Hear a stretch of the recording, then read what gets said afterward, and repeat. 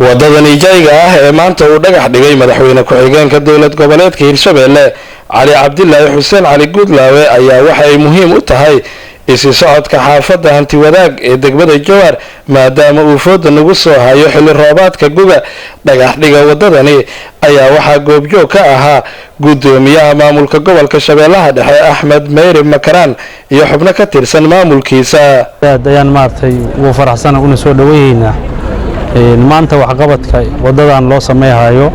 gaar ahaan gobolka Shabeellaha Dhexe gaar ahaan degmada Jowhar dadka ku nool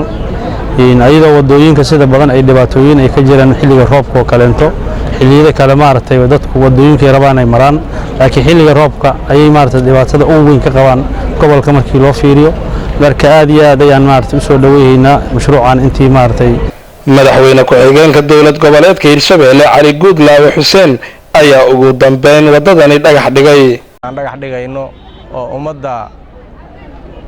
Hirshabelle faa'iidada weyn u leh waa aad aan ugu faraxsanahay waana soo dhaweynaynaa faa'iidooyinka uu leeyahay waxa kamid ah bulsho badan oo ku nooleed maaragtay caasimadda Jowhar inay ka faa'iideysayso xoogooda haday ku shaqeystaan ay maaragtay nolol ay ka helayaanna waa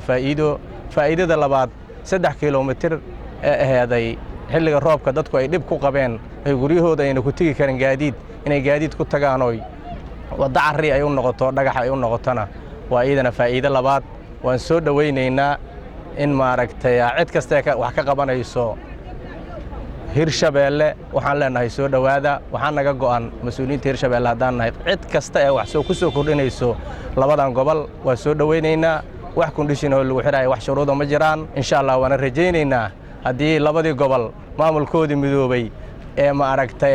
taladooda ay hal meel naqatay insha Allah in wax badan ay qabsoomi doonaan waan rajaynaynaa ummadan wax badan maamulka dhismihiisa uga maqnay insha Allah waan rajaynaynaa wax badan oo qabsoomi doonaan cid kaste wax ku soo kordhinayso ummadda Hirshabelle waxaan leenahay soo dhawaada waa idin la shaqeynaynaa insha Allah hadii la raali ka noqdo aad iyo aad ayaad u mahadsantihiin. Ismaaciil Cabdulle Sabriye Universal TV Jowhar.